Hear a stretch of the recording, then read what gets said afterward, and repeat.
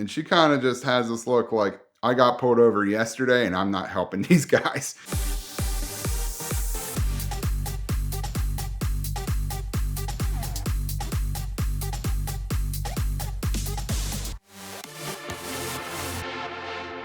Back at the beginning of COVID, I've always had I guess, a dream of taking the Cannonball record, which many people do. And, there's a guy here right now in this room that happened to take it a couple years back. And, right when COVID was occurring, I think I was probably one of the first ones to attempt the COVID record.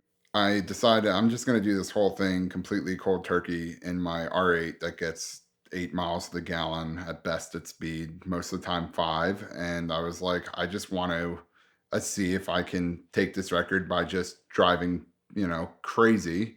So my fiance and me drive up to New York the night before, wake up the next morning, and I'm like, okay, I feel refreshed. I feel ready to go. So we go and get a bagel, and I hop in the car with a bunch of 5 hour energies. So I'm driving, across the country, and, the first couple, like coming out of Lincoln Tunnel, I remember, Ed had sent me a message saying like this, or somebody in the group chat, because you have basically all the former Cannonball people verifying it with an app that you put on your phone, and they can watch as you move across the country to make sure it's real and everything else. They're like, "Oh, you're doing really well coming out. Like this is the fastest we've ever seen anyone come out of New York." And I mean, again, this was the first COVID record, or a record attempt. That's good. It's a good sign. I'm off to a good start.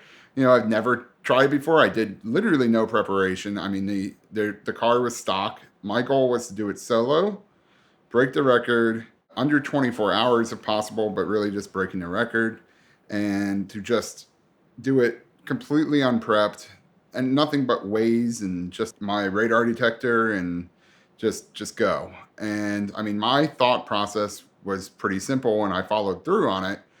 Just don't stop, and just pretty much drive until there's nothing left in the tank, and then pull in, do as quick as a gas stop as I can. I use this software called iExit.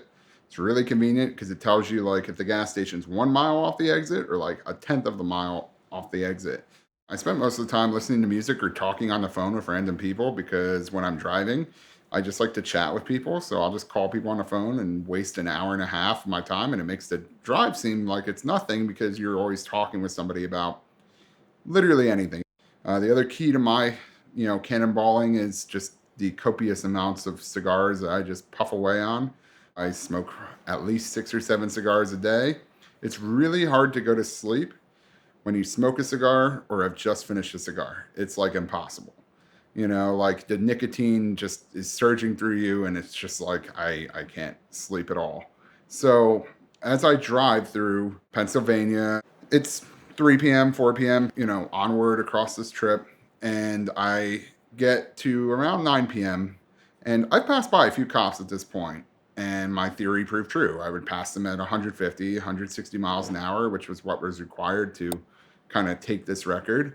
And then they actually just wouldn't do anything. I don't know if they were scared of getting COVID, or if they were just like, that's way too fast. I'll never catch that guy. I'm not going to do it.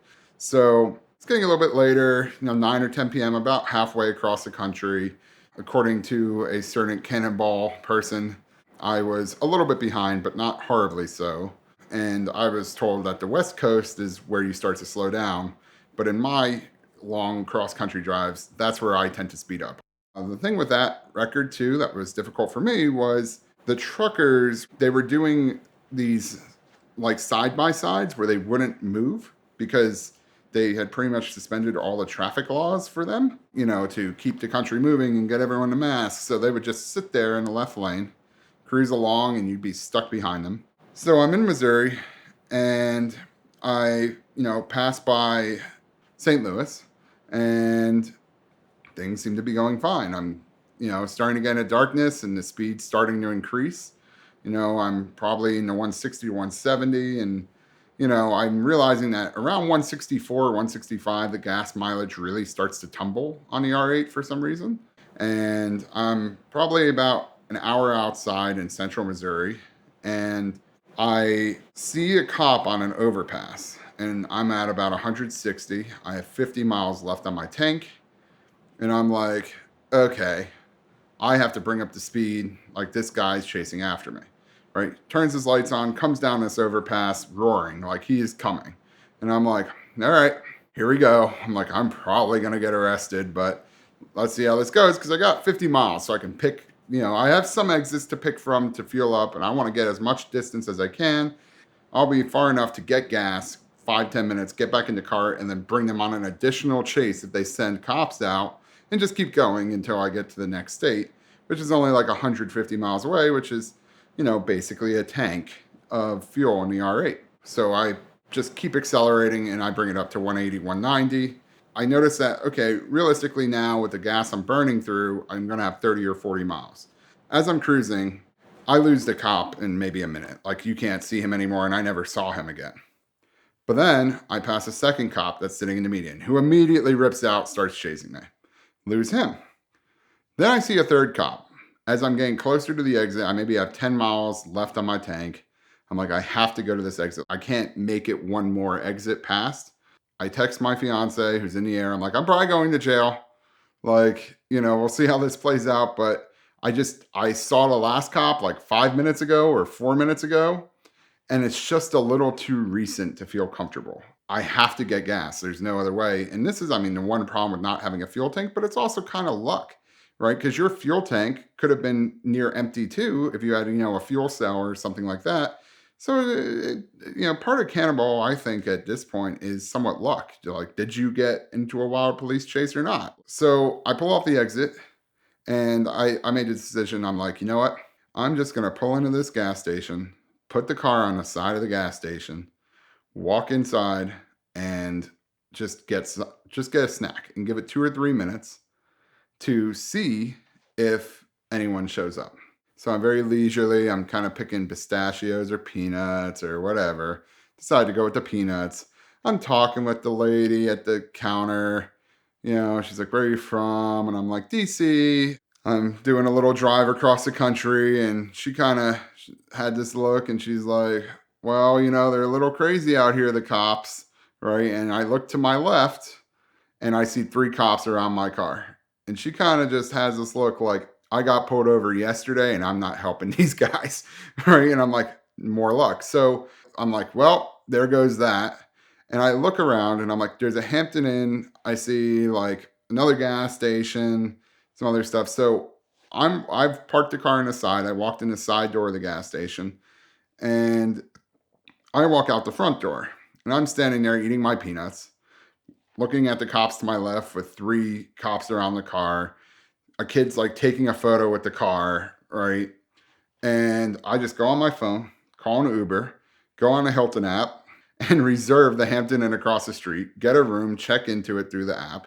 And I'm like, this is a good position. Like I can just play like stupid, like I was just here getting peanuts. I'm staying at that Hampton Inn. Here's my reservation. Like I don't know. I didn't see that guy come in. It's been here for a couple minutes or a couple hours. I don't know. But they never came up to me. They stood surrounding the car, just staring out into the, waiting for the owner to return. So the Uber comes, I get in the Uber, ride to the Hampton Inn, which overlooks the car.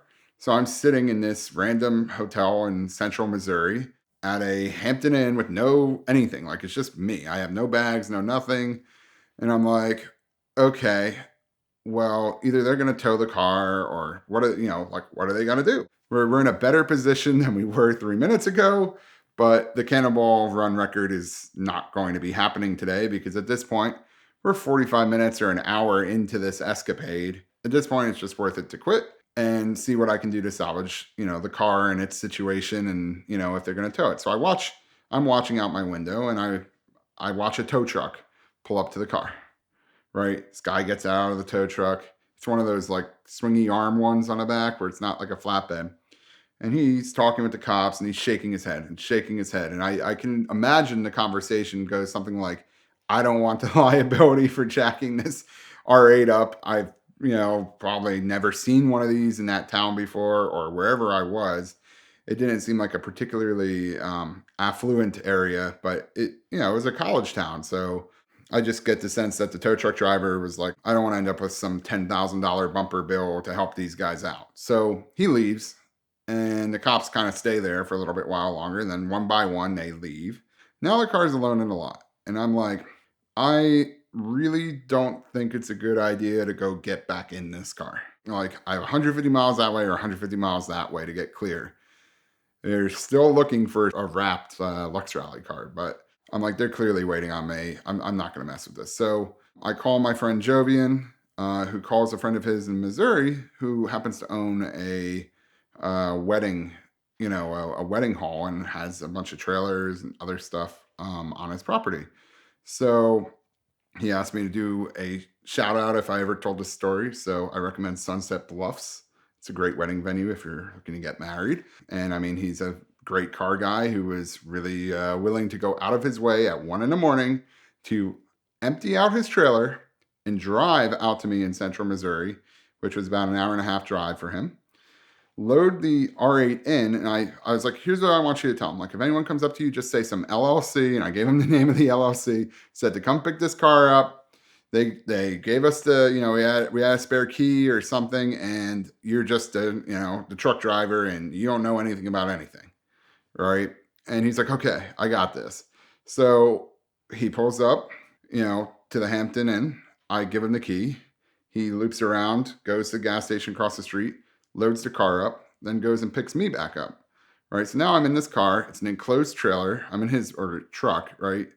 We have the enclosed trailer with the R8 behind us, and we just close it up. I get in the car, look around, there's no one around, and we get back on the highway, drive to St. Louis, right? I get on a flight, literally a 6 a.m. flight, because now it's like 4 or 5 in the morning by the time he came out and we went back. And so I'm like, okay, there's a 6 a.m. flight out of St. Louis. So I get to the airport, and of course, it's COVID, so like right in the start. So I go to get on this plane, and there's 5 people on this plane to DC. 2 of them are congressmen. So we're all chatting. Oh, what are you doing in St. Louis? Or what are you doing here?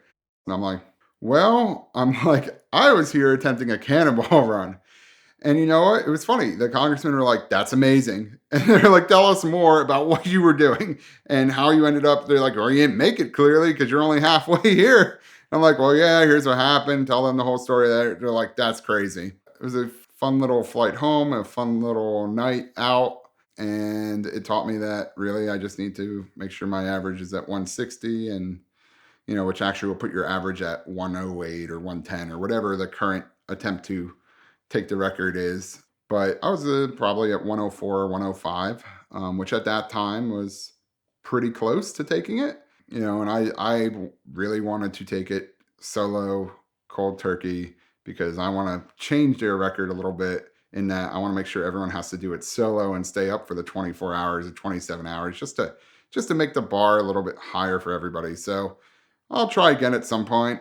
I won't discuss when, but it will definitely happen again. Shopping for insurance can be an absolute nightmare, but it doesn't have to be thanks to Policy Genius. They're our sponsor for this month at VinWiki, and you can visit them at the link in the description below. You tell them a little bit about yourself, a little bit about your property, and they find the best deal by shopping amongst all the major carriers at the same time. In fact, you can bundle things like homeowners insurance and auto insurance, and the average user that bundles both of those things saves about $1,100 a year. So be sure to check them out and thank them for their support of VinWiki.